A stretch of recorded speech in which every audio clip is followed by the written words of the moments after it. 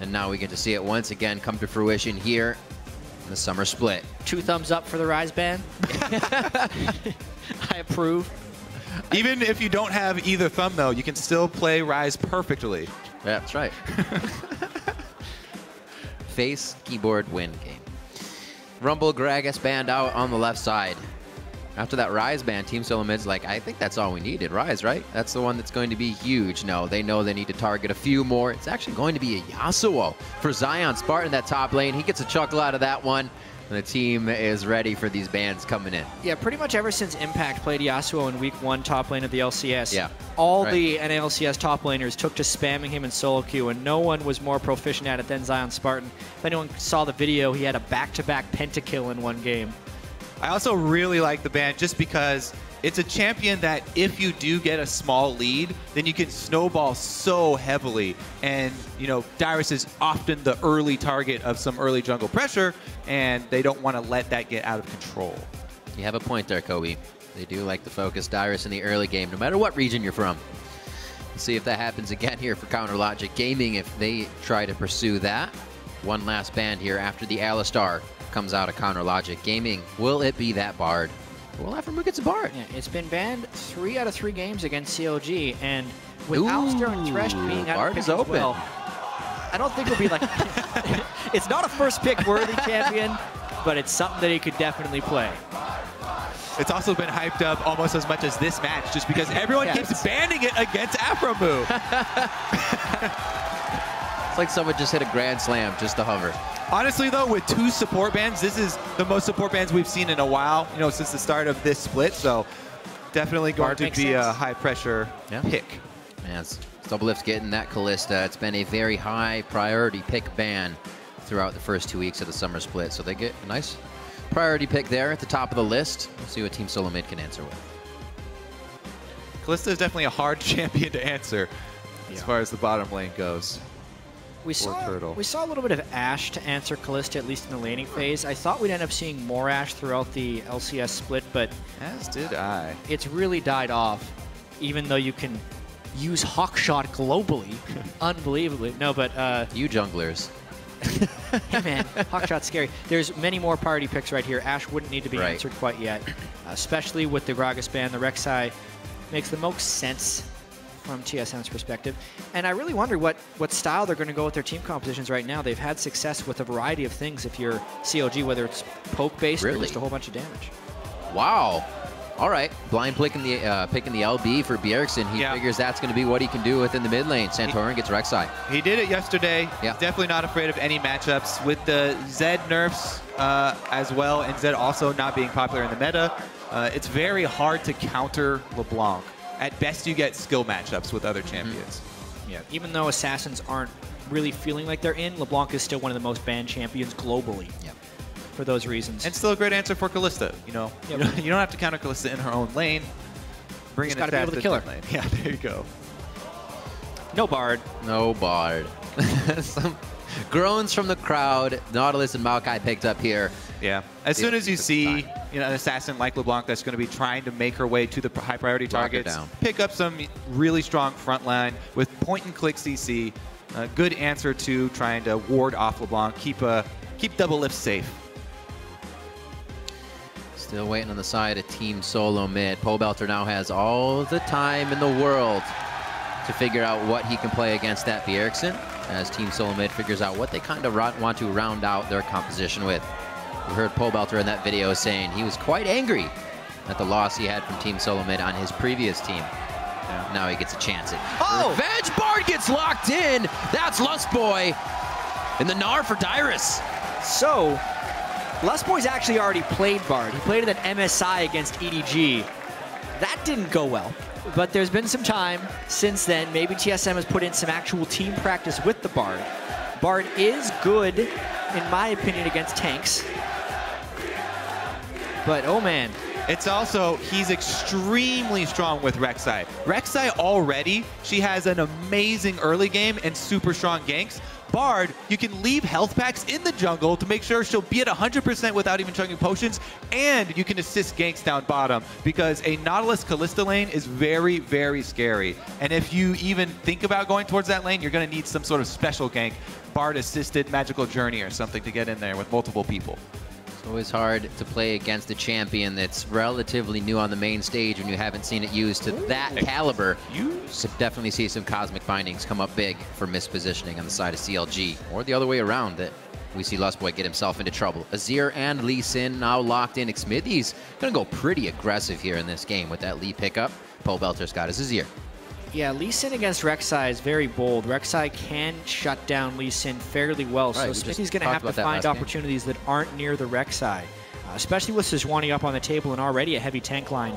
Interesting choice right there, but they need to keep up with early pressure, is what that pick says to me. If I was Xmithie, I would definitely focus my efforts around the dual lane, and it's not just because this is counter logic gaming. That Lee Sin plus the Kalista Nautilus combo is very, very scary. Whether it's lane swap or not, you have to worry about dives, you have to worry about early pressure. That's where most of their kill pressure is going to come from early on. Sivir makes the most sense. Catch up to people on some tempered fate. Team-based. Run away from a fight, get Gnar back in. LeBlanc can worry about herself. Bjergsen's pick now goes to him in the mid lane. We see these compositions rounded out. What are you guys thinking looking now at Chronologic Gaming and TSM? Well, it looks like TSM still going around the Bjergsen strategy. They had 12 kills on LeBlanc yesterday. That was with Rek'Sai jungle support. Bard also significant roam pressure throughout the map. Maybe some lane swaps from TSM, but mainly a mid lane focus game as we normally see. Yeah. Once again, the matchup, the LeBlanc-Azir matchup that Bjergsen talked about being so easily tipped. Yet, the two times we've seen it, Xiao's been on both sides of that as Azir and LeBlanc. Got crushed as Azir, then crushed with LeBlanc. Lucky for Xiao, he's not in this game. All right. Pobleter going to have to try to reverse the trend that we've been seeing from that matchup. The coaches to approaches. 6-lol, Loco Doco now. Loco getting a few last words in there, making sure the team knows what to do. Be like, make sure you don't just tempered fate yourselves and stand there and look weird. You're going to have to make this work. You're pulling out a Bard pick. Definitely trying to kind of send a message here. Absolutely. Be sure to update your vote with each gank and team fight by tweeting at LOL Esports with either the hashtag CLGWin or hashtag TSMWin. We'll update those as we get through the game. You see the comms on your screen. The crowd is more than ready. Week 2, day 2, representing the Goliath versus Goliath match here as Chronologic Gaming takes on Team Solomid for the rivalry. Let's see what these guys got for each other. We are on the Rift. Head-to-head between these guys, 10-8 in the regular season in favor of TSM. Let's see if CLG can kind of squeeze that deficit back. It's going to be quite the game. It's earlier on in the season, not as much hype from the last TSM versus CLG game, but whenever these guys have played against each other, I mean, even hearing the analyst desk talk about it, it has set teams on very different trajectories. That's very true. Seeing CLG kind of go down. And Bjergsen credits Pobelter's smooth transition as well onto CLG to the existing strength of the team. CLG just had a very solid base, so it was very easy to plug and play someone like Pobleter because he's just a very mechanically skilled player. So when you already have shot callers in space, you already have a lot of the communication going. Just putting in someone like Pobleter who will do solid is just going to elevate your team even more in terms of play. So I think CLG is definitely going to be looking good. Speaking of Pobleter, I just want to point out that he has opted to take no magic resist glyphs, as we highlighted that for Xiao in his matchup, and a lot of people were giving him flack. Pobleter has decided to go with the same thing. It's not a very rare thing. You know, some mid laners opt to go with the later game, either scaling AP or scaling cooldown reduction. But he is sitting at the 30 base MR. And he's going to rely on the barrier to keep himself from the all-in of Bjergsen. Pobleter has confidence in his laning phase, and he's ruined for the late game, which is basically what CLG are all about. They're all about when we group up, we've got a good front line, we have Azir, all these ways to block the LeBlanc trying to get in and assassinate. That's something they've been vocal about as well. Having Pobleter on the team assures them that they will have damage from that mid lane coming to the fight. Cosmic binding there from Lustboy. A little bit of harass. Can't do it to 3 people, though. It's only going to go through 2, so he's going to be forced out of this one. Really interesting Sword level number 1 2. here. CLG was trying to start strong side jungle and start red. Lustboy ends up harassing and delaying it a fair bit, but we're still, I think, going to end up seeing standard lanes and probably just both junglers going top to bottom of the map in that sense, or red to blue. We'll see if they can make anything out of this, because otherwise it's just going to be that teleport down for Zion. Meanwhile, Dyrus is going to have an extra lead in that lane because he'll be able to take a big hit and then return with his teleport. Plus, he was in lane first, so got extra experience. This is the way that TSM want to set up Dyrus for early success. Basically, by Lustboy wandering in on that, it feels like CLG guessed those lane swaps improperly. ZionSpartan had to burn his teleport late to the lane experience-wise. Xmithie late to his own blue buff. He did take the crab on the way, but it does show us Santorin already hitting level 3 and able to get some nice control over not only the mid lane side of the game, but the top laner's position as well. Dyrus may be set up to succeed in this match. Yeah. Meanwhile, the duo lanes, having found each other, Doublelift was very outspoken about the game versus Team 8 when he had to play the Sivir into the Kalista. That is an 80-20 matchup in his opinion. Should. So we'll see if he's able to use that 80% to try and bully Wildturtle. Yeah, Kalista Nautilus. It's definitely scary. Is super, super scary, especially if Bard can't initially land his Q, because after that, Bard just has his auto attack, which, if he has a mate behind him, will give him a small slow early on in the game, but definitely not the type of all-in potential that Kalista Nautilus has. This is very much a lane for CLG to win 2v2. Yeah, ever since those changes to Nautilus E, a lot of early damage that he can trade. All it takes is one hook to get in there. Wildturtle will be quick with the spell shield, though. Safely being played right now. Yeah, spell shield and hovering behind the minions as much as possible to keep it safe in this lane. 26-17 though. The 80% is working a little bit, but he's got quite a minion wave. Wildturtle does to hit once it gets towards that turret. Right. So the point now is for CLG to pressure, since they have this big set of minions grouped up at the turret. You try and pressure that wave all the way into the turret and harass Turtle while he's trying to get those CS and even up the CS numbers. What's interesting about this for CLG is it's very hard to pressure 2v2 against a Rek'Sai. Doublelift mentioned in his interview they're almost trying to draw jungle attention in the 2v2 so that their solo lanes can succeed with the help of Xmithie's jungle ganks. And we're kind of seeing that spread right now. Xmithie on the bottom side of the map while CLG is pushed to the top lane, which is usually pretty scary. That is a good point, because while Kalista Nautilus is very scary with the all-ins and the offensive power, it doesn't have the same reflexive properties as the Thresh Kalista or the Morgana Kalista, which are really, really safe and almost immune to ganks because they have so many options to get out of them. Nautilus, a bit fewer, can make his own escapes. Hook himself out. Yeah. Say good luck to you, sir. Well, he'll get another escape soon once they get that Fate's Call in. Hopefully they can use it in a bit of an aggression and not defense. See what they can do continuously here towards this top side. As we were saying, Doublelift able to get the CS lead there, but Bjergsen with those consumables in the mid lane, bit of a level lead as well as the CS lead there against Pobleter. Decided to bring the ring and the biscuits, not able to harass as much. Doublelift getting hit pretty good, but no trade at CS as he's losing, so he's not too worried about it. Yeah, Dyrus is doing a pretty good job on the other side of the lane, so keeping a small minion wave to sort of balance the other side. Basically, that leaves mid lane then, and Bjergsen is doing some work.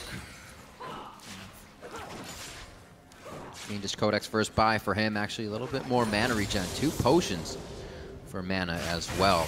Definitely wants to try and either get that barrier off of Pobleter or go hard here soon. Keep farming the waves out and make sure he does not get pushed in. Hasn't happened yet. Pobleter finally getting the wave to actually go to Bjergsen's side, but he's going to be there to pick up most of it. Good play so far around the map. We still have yet to see a kill here. Really any jungler intervention. And really, we've still seen Santorin kind of out-farm Xmithie, partially based on the start and partially because Xmithie's chasing his own tail a little bit. Santorin cleared the blue buff side of COD's jungle, and Xmithie came in behind to see it. And really, if Xmithie's going to impact a lane, it kind of has to be what is now the bottom lane, the Maokai versus Gnar matchup. Generally because if CLG is pushed in most of the time and daring Rek'Sai to gank. Additionally, Lee Sin doesn't actually want to run into Rek'Sai on a gank path because Rek'Sai can win that duel. I wonder when these junglers will actually meet, because as of now, it's just been Santorin farming. Yeah, he's going with the same strategy that he used against Rush Santorin. He opted for a really early Bomby Cinder back right there as soon as he had the money. So Bomby Cinder going to help him hard farm, and he's got plenty of his camps up. He's already a full level ahead of Xmithie, so things going well for Santorin at the moment with the hard farm route, just because Xmithie was not able to make any early moves with the Lee Sin. Good wards and pressure coming out of Turtle and Lustboy now. Not getting too much of an advantage in the lane, but evening that CS back up, causing Doublelift and Aphromoo to get that farm under the turret. Not too hard for them. They're going to come back. Should be easy. We'll see what happens here. Doublelift pretty low on mana. Just a bit of extra gold. They'll be all right. It's actually extremely important to clear those tunnels out because with the rush to level 6 and with the hard farming route, if Santorin gets to just farm his jungle and rely on his ultimate to try and counter gank, then it makes things very, very difficult for CLG. They lose a lot of their playmaking ability. Ooh, that's a blue buff for Bjergsen. He's just doing that to make sure Pobleter is low for another attack. He's very patient with this aggression that he's using. Just that blue buff looks to be not come up yet or already taken once again. It's a fortuitous start for TSM, basically all the way back to when Lustboy walked in on CLG's kind of misguessed lane swap. Dyrus has been able to hold an advantage over ZionSpartan this entire time. The 1v1 for Bjergsen over Pobleter is slightly going in his favor, just LeBlanc versus Azir. And then the 2v2 that CLG thought they'd have an edge on with Kalista Nautilus against a Sivir is going even. So where TSM is supposed to get their small advantages, they are, and where CLG is supposed to be getting theirs, they aren't, which is now a 1,000 gold difference. Slams him into the wall. ZionSpartan still all right with the fight. He's going to get a little heal from his passive, and he also has Aphromoo here. I was wondering if once Doublelift back, they were going to get this switch on, and it doesn't look like they'll actually pull Dyrus in anything tricky. Yeah, test of TSM communication. They easily should have called this, and they did. Top lane alerts them, recall timings. We are also past the time where, you know, turrets have protection. So if you get a few seconds of alone time with a turret right now on a BF recall for either AD carry, then they can take it down very quickly. Kalista opted to go for the attack speed rather than the BF build, so it looks like Doublelift is going to go with the Runons very quickly. Oh, hello. ZionSpartan aggression tries to pull Turtle back in. Not enough bite from Turtle, though, for Xmithie to want to show himself. Already going to be seen by a ward, however, as he exits to that tri-brush. I don't know if he's actually been seen just yet as he came through lane. But Wildturtle and Lustboy playing it very safe here. Pressure from Doublelift and Aphro in that bottom lane. Now onto Dyrus, just about to gnaw out. Got to be very careful trying to get good pressure on the turret. CLG playing very aggressively. The level disparities in that lane. Level 6 for Kalista and Nautilus versus 8 on Gnar and 7 on Rek'Sai. But because they have so much confidence in themselves in the matchup, we're harassing heavily under turret. All across the board, TSM out farming CLG. Slowly winning this war.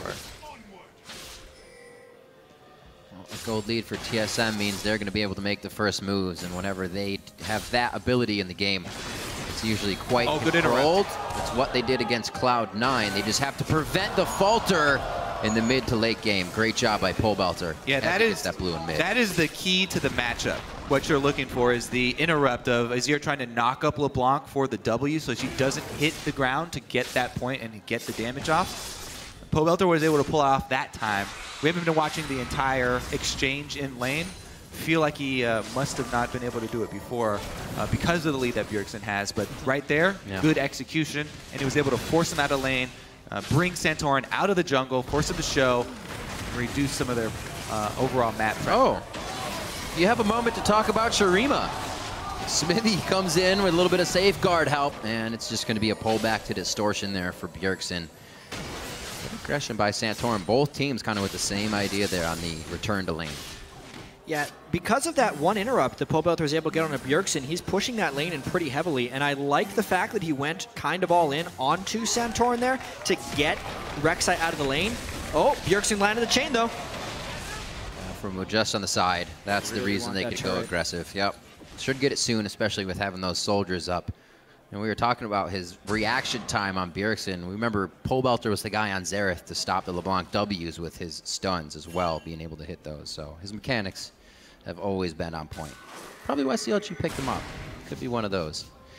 It's 12.5 minutes into this one, and we are seeing no kills across the board, but still 1,000 gold lead through what's happened in the lanes.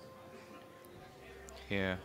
This was a pink ward that CLG had. Bjergsen cleared it out about 2 or 3 minutes ago, and now he's taking the same roam path down again.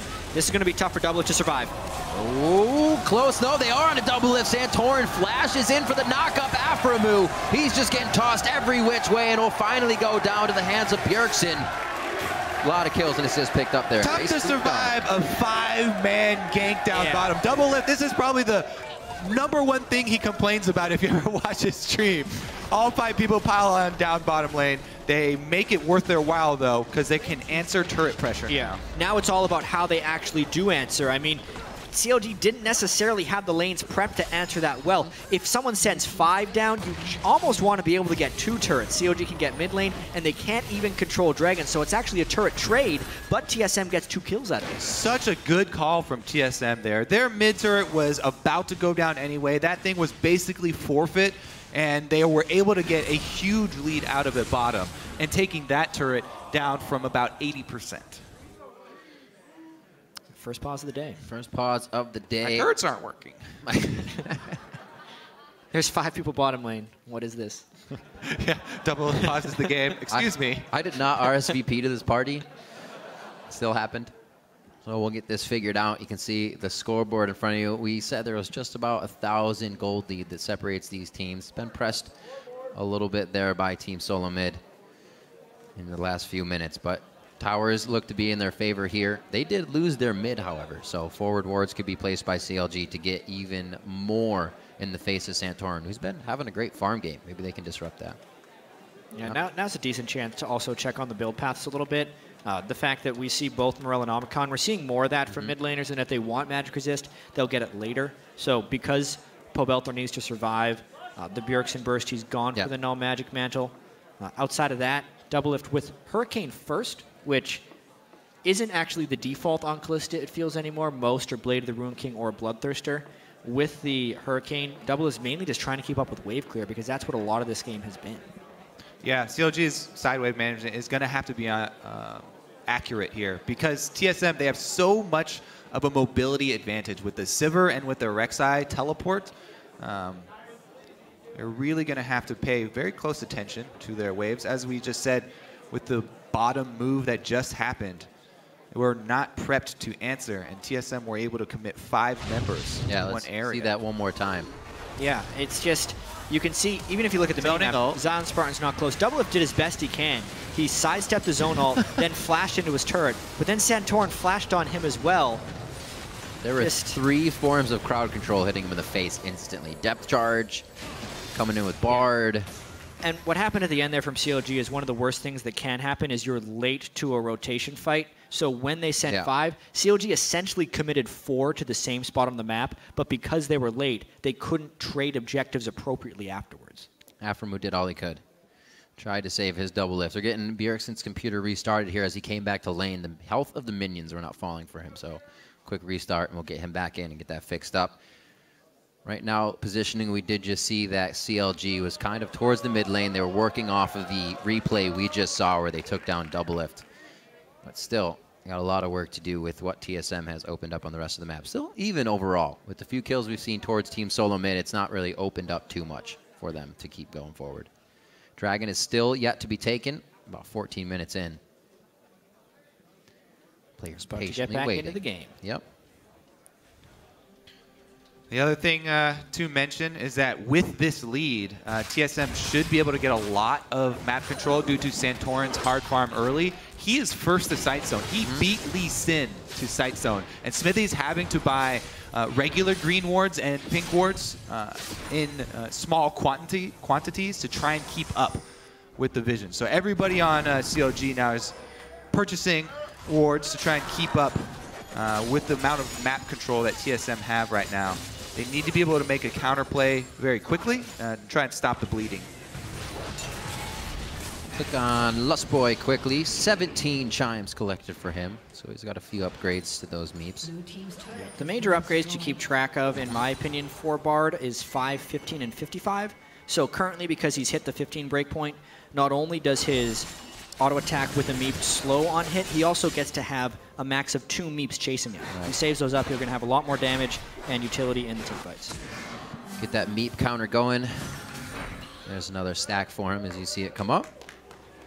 He uses those to go around and collect more chimes, and we actually have seen him on the roam. It's Lustboy anyways. Always out of lane. Doing what he needs. Doublelift to farm safe, and that bottom lane once again looks like he actually is going to get some help from Aphromoo here. Not the 2v2 that Doublelift and Aphromoo envisioned. Yep. Obviously the 5-man dive set Wildturtle ahead in the CS by a little bit. But at this point, as Kobe was saying, it's kind of like a slow bleed for CLG. TSM just winning almost every matchup by a little bit. And if that collapses into a team fight, it's actually a 2,500 gold difference. Something very telling for CLG, as Bjergsen goes in for another trade, is how they've really concentrated a whole bunch of these wards that they bought down around Dragon, really prepping for that. Pobleter likes to live on the edge. Again, still sitting at that, oh no, he picked up some magic resist for himself. Great timing by Bjergsen's attacks there. As soon as Pobelter's throwing his soldiers, Bjergsen's in immediately, knowing the trade is his. Dragon's gonna go down here. First one coming in at 16 minutes. Team Solomid, a team that'll let those go, a team that'll be okay with grabbing them. This game, it's just theirs uncontested, so they are happy to have that advantage. Not pressuring themselves in anything too crazy though. I'm sure against Counter Logic Gaming, they're thinking the same thing could happen that happened against Cloud9. Get that lead, get too aggressive, and get flanked on your own engage. It's actually a very big deal that Bjergsen was able to open up that window to take Dragon for TSM. The team with Sivir and LeBlanc. We keep on stating it. Every time we see this combo, the control of Fog of War and control of neutral objectives makes it very, very difficult for CLG later in the game. It's really hard for them to try and face check and try and fight back to in a losing vision war. So if TSM get that upper hand, it's going to be a rough climb for CLG to come back. There's some global gold, though, for their efforts. Yeah, it looks like TSM, because the Dragon was down, decided to swap back, but then CLG very quickly took this turret. We mentioned the turrets have no added defenses, but it looks like CLG is going to be able to defend this one, giving them a turret lead for now. Which you have to credit CLG for. Frozen Heart onto ZionSpartan first. It looks like he's going to have the Righteous Glory for himself. Again, the soldiers go out and Bjergsen goes in. Pobleter takes an unfair trade in that damage. Bjergsen gets out unscathed. Santorin with deep wards here, but he's found out by the Wisp.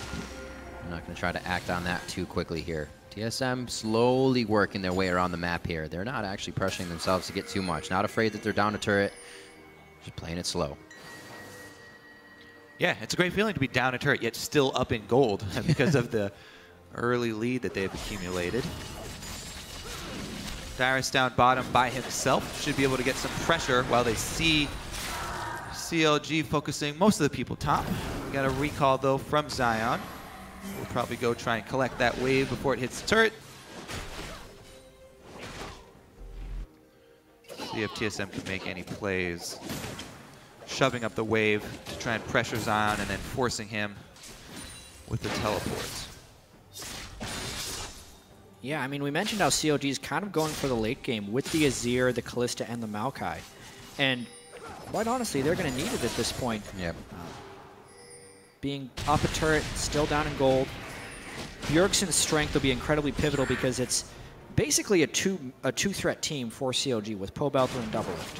If either one of those guys gets deleted by a LeBlanc combo, the fight's pretty much over at that point. A lot of it will really just do on CLG's vision control on Fog of War, and whether or not they can target Bjergsen almost before the fight happens, or somehow remove him from assassination potential. Yeah, it's Aphromoo and ZionSpartan are going to have to combo to keep Bjergsen down. Those two guys with the point and clicks. That's what you need against LeBlanc. She's very slippery.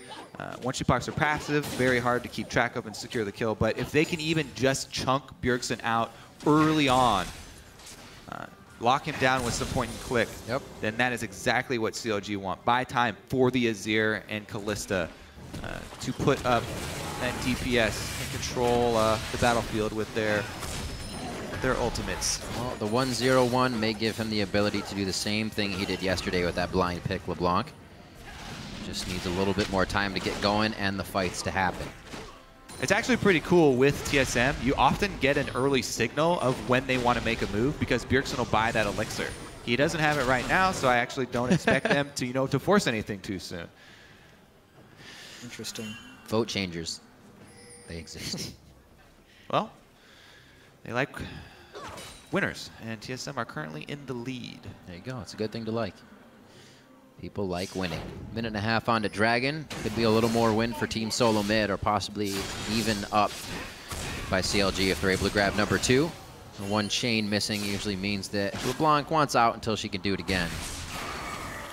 And the harass going back and forth from Bjergsen onto Pobleter. He hasn't really been able to fight back just yet, but we haven't really seen the damage he's going to do in these team fights. Abyssal Scepter, Morellonomicon finished to him to the Morellonomicon Void Staff by Bjergsen. Yeah, I'd say our next crossroads, the next point in our decision tree where we'll see what choice CLG make is in a minute when that Dragon comes up. Because there is a top turret standing. They can very easily just give up Dragon number 2. Doesn't give that much of a benefit. Yes, they'd like that 6%, but they can easily trade it for the global gold of a top turret of TSM if they so choose. Yeah. What's interesting, though, is TSM was able to take the turret down before the Dragon is respawned, so they might be able to recall and still 5-man fight. So yeah, CLG would basically have to commit resources right now to pushing that lane up if they wanted to give up the second Dragon. At the moment, it almost looks like they're going for a turret, but they have to keep track of those mid lane health bars. The first time they were able to get a Dragon, it's because Bjergsen chunked out Pobleter. Again, Pobleter is low and out of health potions. Could just happen again. Forced to back here. And Pobleter actually stays for now. He does finally finish his back in the base. Looks like he doesn't pick up too much for himself, but HP, some pots, and he's going to be back out into the fray soon. Enough time to still get back to Dragon, and we should see our first 5v5 here, gentlemen. Keeping an eye on Dyrus. Where is he at? In base, not going to have Narbar, so it may not be the big engage from him, actually. Oh! Poke damage onto Pobleter is the #1 priority. #2 is poke onto Doublelift, because Doublelift does have lifesteal, so he can go to a neutral camp, try and lifesteal it up. But the furthest one away, the wolves are pretty far away, and that may be enough. Q's on. Resonating strike is not taken. The no QQ. So they made the choice to actually try and contest Dragon. That's the only reason for not pushing top and not trying to trade top turret for that. Yet, one move from Bjergsen, one combo of the poke from LeBlanc, able to earn them another objective. So actually, watch TSM going up here. They're trying to pinch off CLG, force them into this fight. What a hit. Very nice cosmic binding there to lock up ZionSpartan for a bit more damage. Yeah, Bard actually has decent upfront damage as well, so that combined with LeBlanc just shows the poke type damage that LeBlanc can put down. Although CLG, they're tired of all this stuff. They're going for a bit of a force, wanting to fight in that Azir turret. Good damage. Whoa, maybe they should. This is that let's just group and see what 5 can do. A huge burst from Bjergsen changes their mind for a second, but with that base outside now, with that Shurima's Legacy set up, they have a turret that they can defend with, and they don't have to go back fully here. They can keep pressuring. Here comes the next wave. If Pobleter can get up there and use his soldiers, he cannot. That turret stays alive. That's why Sivir is the go-to pick here for TSM. Not only the team-oriented ultimate, but wave clear when you pick an assassin mid laner. It's amazing to pair an assassin mid laner with Sivir. Just for this reason, static Shiv plus Sivir, wave is gone. Looking at how the lanes have kind of gone since the laning phase has itself gone away. CS is about 20, maybe a discrepancy, 40 between the AD carries that Wildturtle was able to push into his lead.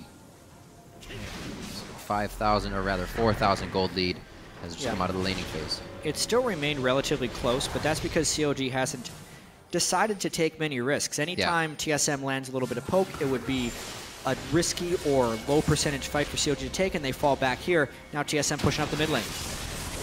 Whoa, Bjergsen onto Pobleter, puts the Emperor's Divide in, but Bjergsen already has the flash he needs to get out. Goes down, however. CLG collapses nicely on the fight, and the journey across, it's going to be a 4-man journey. A cosmic binding against the wall, something you have to look out for. Lustboy locks it down, but the dredge line comes through from Aphromoo, and he locks it down even harder. The sapling will slow, but they will not pursue. Chronologic Gaming comes up nicely. Look at them chase after that one. So Pobleter takes the first risk by exposing himself to knock him back, and now CLG with the man advantage trying to take all the little things they can. Going for blue. Going for blue, but taking a lot of free damage in the process. Doublelift's going to be able to cut them off here. Santorin just on the other side, possible tunnel under the wall. He hits up Doublelift in a bad spot. They've stayed way too long here. Yes, flash. Gnar, indeed, a double man ultimate against the wall. That's Doublelift going down. Xmithie's now going to get hit up, and CLG has overstayed their welcome. A quick safeguard out saves Xmithie. Dyrus is going to walk them home to make sure they get out semi-safely. CLG not respecting the base damage of these tanks. Dyrus and Santorin still at full health. Yes, you took out the 2 main carries for TSM, but even so, full health tanks in the meta right now. This is why they're so powerful. Also, TSM, after those 2 kills, going to pick up the mid turret. Yes, in hindsight, staying and overcommitting for blue. Very much. Very, very poor there. You just mentioned Jatt. It's close because CLG was staying safe. It's also close, or that fight was close, because Lustboy landed about 4 double cosmic bindings in a row. He hit the double stun on about 4 consecutive cosmic bindings. Lustboy made that chase incredibly difficult, and honestly, CLG falling further and further behind right now. You can see the fighting spirit in them, righteous glory. Oh man, they want to skirmish hard and turn these into full team fights. You can see everybody trailing up. Doublelift would have been a bit late, but he still would have made it in time. They are hot to fight right now. Yeah, and the other thing that we need to mention in this game as well is the ZionSpartan versus Dyrus matchup. Dyrus has definitely held his own, and he has not been focused down, dove, any unfortunate things like that, and that's another reason his Mega Gnar was so threatening right there. It's a 200+ CS Gnar 25 minutes into the game, and he was going to wreck people in fights. Frozen Mallet as well, so that's going to be a damaging Gnar if he can start locking you down in the fight, assisting with the rest of the team. 1:30 on to Dragon, as Baron becomes a bit of a dance for both teams before they get the wards they want and back off. Yeah, TSM just have so many tools that are even better when playing from ahead as well. Yeah. They never really have to make those high-risk plays. They've got the tremor sense. They don't have to go blindly anywhere. Plus, Bard, as we've just seen, really thrives when being chased around like that. So if CLG get a little overexcited, or they're trying to press a small window because they feel pressured, it's the perfect situation for Bard to just toy with people as they chase him through the jungle. COD's trying to set up this mid lane siege once again. Sivir in base, so no wave clear this time. They didn't sync up the rotation properly. A top lane turret for them shortly after as well. This guy right on your screen, they're going to have to keep an eye on what lane he puts this banner of command he's finished on as well as we get later into the game. That's something we've seen. Oh, actually, it just went out. Bannered ranged minion. Well, actually, something that CLG have done very well is control both side lanes. Both of them are pushing slowly in CLG favor. So they were able to take that mid turret without any sort of repercussion. Yes, this minion does not take magic damage. So that's actually really unfortunate for Azir, because if a soldier's in range, the soldier will do the auto attack, and he can't actually do damage to it until the soldier dies. So Pobleter had to slap it to death very slowly. Very slowly.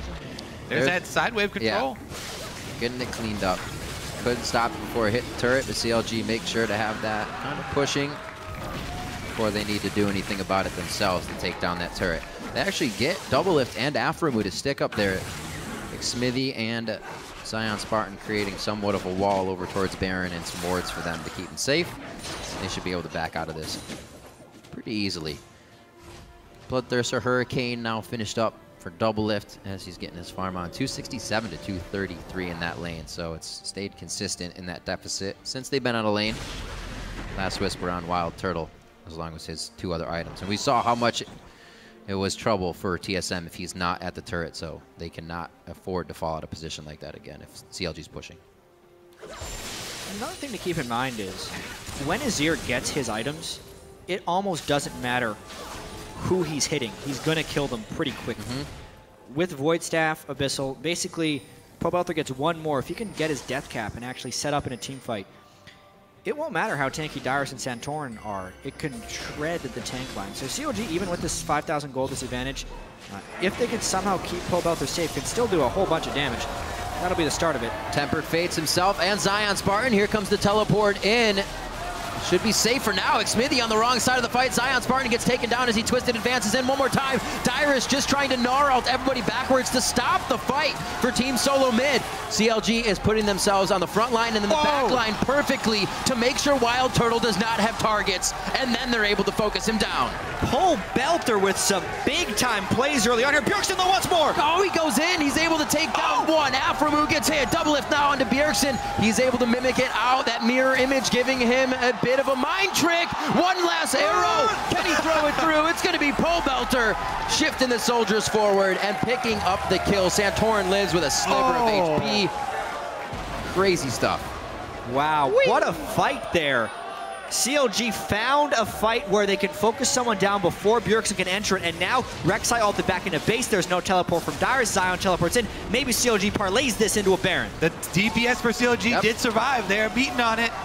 And Kalista has the Ren secure. Rek'Sai so on the way, though. As long as they can get this to about 1,800 health without getting killed themselves, this Baron is CLG's. Santorin doesn't look like he even wants to try for it. Boom. CLG back in the game thanks to a tremendous fight from Pobleter.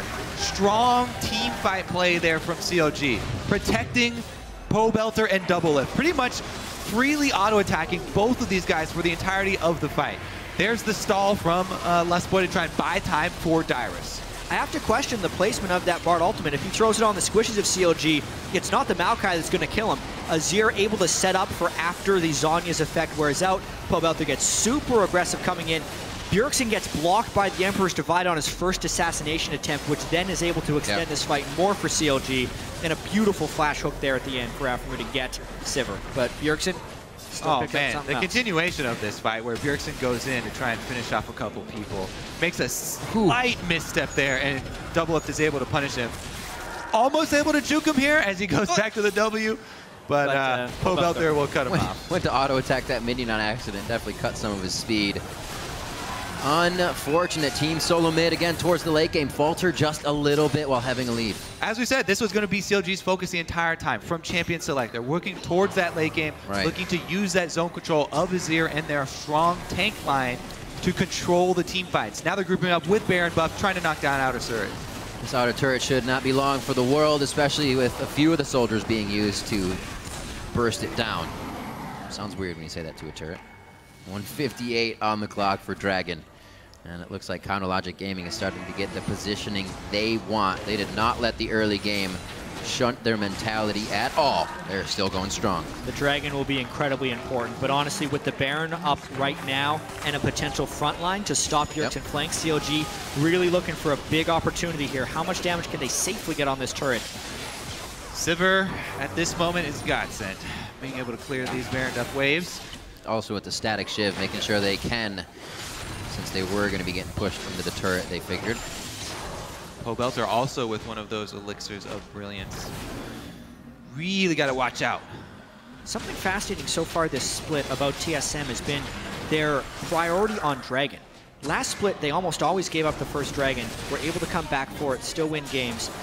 In the Cloud9 game, TSM took the first 5 Dragons, could not close out a victory. This game, they're up the first 3 Dragons, but they're misstepping in the middle of the game and giving up some of their leads. Now they're on a bit of the back foot.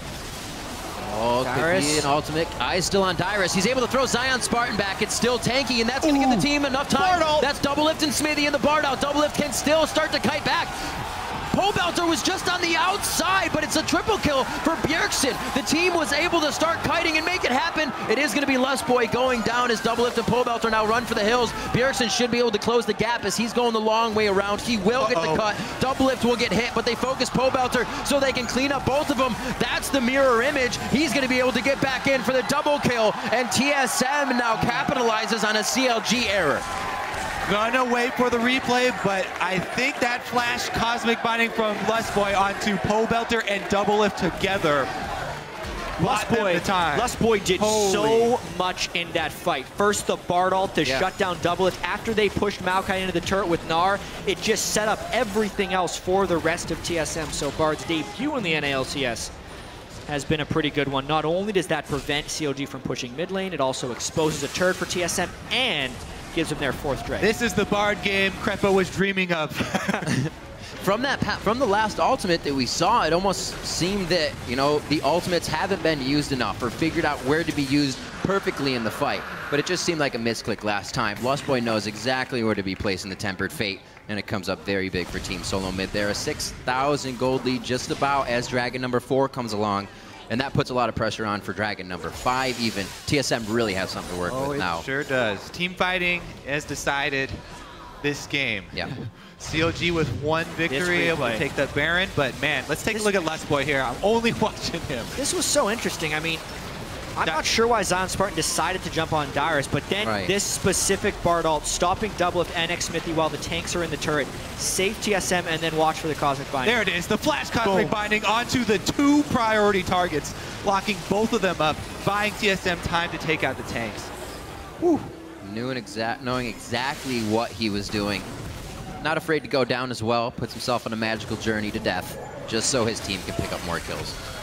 The work that the turret did as well is not to be understated. You point out the turret damage. That inhibitor turret was firing for half of the team fight, onto both of the tanks at one time or another. So the TSM turret right there also did quite a substantial amount of work, and Dyrus able to get that Gnar ultimate, throwing Zion in there, is what saved him. Well, guys, we got a barn burner. See what happens for the rest of the game. Coming up onto 40 minutes. It's not going to even be that long, I believe. We only have about 4 before that Dragon hits. And TSM is going to be wanting to stop this game. Ludens and Deathcap being completed on LeBlanc just increased the level of threat. There's still no magic resist on Doublelift. If a combo is to be landed by Bjergsen, it has the potential to one-shot at this point. Yeah, I gotta think that every one of Aphromoo's ultimates, unless they catch somebody isolated, is gonna go straight for Bjergsen. Even if they force Bjergsen to use 1 W away from the team, that buys them some amount of time. 1 cooldown rotation. CLG keeps going back to this play again and again, and I do like it because it's where they found their 1 team fight win, but it's up the mid lane, set up the Azir turret, try and push. That's the worst it's worked out so far. They expect them to be rotating down. They're trying to flank. Nice little ambush set up. They didn't quite time a Righteous Glory with the exposure from Fog of War. So they didn't really have that jump start to the ambush. The unfortunate thing is you don't get many of those options. The team will now know. This is the first time TSM has been back over here in a bit, so they're going to be able to set up everything to stop that from happening again. And the opportunity cost of that ambush was the fact that they didn't clear the bottom wave. So they lose a turret for that, and they also lose more control on the upcoming Baron, which is now just 10 seconds away. And look at the lack of wards that CLG has in the jungle and the Baron area. Yeah. Still a few to spot them on the outside, but TSM has a lot of setup on these. Could easily running lose blind into this fed LeBlanc. Scary game. Was it enough? Dyrus half a bar in. Would like to get a few more shots in. Quickly goes up to about 75%. Doublelift and ZionSpartan. Oh, too early of a Gnar ultimate. The Emperor's Divide pushes them back just a second too early by Dyrus as he flashed in. All right, they do have control of the map, though. Yeah, initiation that they have to keep controlling this. Such a close fight there. Obviously, Bardock comes in. Teleporting in. Zion's healthy. Scrying Orb on top of Baron. Home guard tree, he heads in. That's easily the smite. Going over to Santorin, onto ZionSpartan. And it looks like TSM's going to be able to figure out which target they want. Now, who wants to take the magical journey? A Cosmic Binding only hits Xmithie. Santorin's into the back line. That's going to be Aphromoo going down very fast. Pobleter is low, and he gets popped by the Ignite coming in from Bjergsen, who's full health after this fight. Like I said, they had all the chance to focus who they wanted, and they just piled on everybody in front of them. Once again, CLG with the better start to the season, come in with a whole bunch of momentum, but TSM control the rivalry.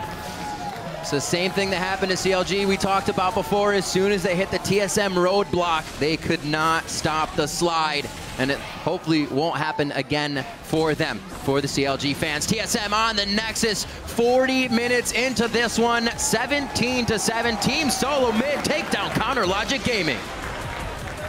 Gotta feel good for TSM after dropping the first game of the split to Cloud9. Yeah. They're able to take down the last undefeated team in the LCS in CLG. Everybody's a little bit wounded now. Yeah, here that's in the North true. American LCS. And honestly, Lustboy's Bard this game was really, outstanding, really strong. Some small missteps in the mid game, getting picked off by CLG, but then they turned that fight around at the Dragon, or at the inhibitor turret, controlled the Dragon, and ultimately the game. Yeah, what you remember are the game-changing plays. Nope. You got to look. Wash away all the early game. You got to look at how that was played, especially Lustboy didn't even finish Talisman of Ascension. He's got a banner of command. The guy was making plays all game long. Things that kept Team Solomid in the game on dives they were losing. Absolutely great play. You guys are correct. Bjergsen as well, blind picking the LeBlanc. Once again, coming out 8-2-6 on that one. Yeah, Pobleter's Azir was impressive as well. Being able to go head-to-head against the LeBlanc, showing that matchup's volatility and the outplay potential that Azir has onto LeBlanc, and then also finding that one really critical team fight in the mid lane that really did give CLG a legitimate shot at winning. Yeah, he didn't die in lane. He got a tremendous amount of damage onto the mid lane turret as well, softening it up. He'll get another chance for revenge. He just wants it even more now. Great play coming out of the side of Team Solomid, all around the map. Efficiency in Dyrus' lane where it wasn't seen before, of him playing safer, being more tempered in his moves, as well as he said, when he calls for it, he would get the help of Santorin. And Santorin was down there frequently this game to make sure Dyrus did not fall behind. Xmithie picking up the Lee Sin, also trying to do what he can for the game, but was not able to come out strong enough. Santorin out-farmed and outplayed. Xmithie, a pretty big non-factor on Lee Sin, trying to create some early game pressure. Lee Sin into Rek'Sai is not a good matchup, and he also wasn't able to find fights away from the Rek'Sai either. Really just almost invisible on the map this game for Lee Sin. So if CLG could have done kind of something else in the middle of the game there, like you said, you liked what they were doing, pushing up mid, and it kind of seems like all they had, but could they have branched out and tried something different at that point? I think what was missing for me was more aggression from the Kalista and the Lee Sin. Those are two champions that we thought were going to be. We keep saying they're scary because of the possibilities that they have for kill pressure early on in the game, but it wasn't there. And TSM, you know, the game goes slow. Santorin gets the farm as he wants to, then they're going to outscale. Yeah, we saw TSM pulling this like 2,000 and 3,000 gold advantage, and that was the early laning of LeBlanc, which is Azir, which is somewhat of a given. The fact that Dyrus had level 2 before ZionSpartan did on Gnar versus Maokai, so he had the advantage. So therefore, the advantage should be the 2v2 lane for Doublelift's Kalista and Xmithie's Lee Sin. He actually probably should have been going to that two-man lane, trying to force ganks, because that was CLG's chance of an advantage in that game. Even if it's kind of against the style they want to go towards, that was the correct play in this early game. CLG didn't execute on it and still had a chance to win, but they ultimately fell to TSM. So 11-8 now overall, with 15-9, including playoffs from the head-to-head of those teams. TSM with 15, CLG with the 9. So there's definitely something that CLG wants to get back soon. They haven't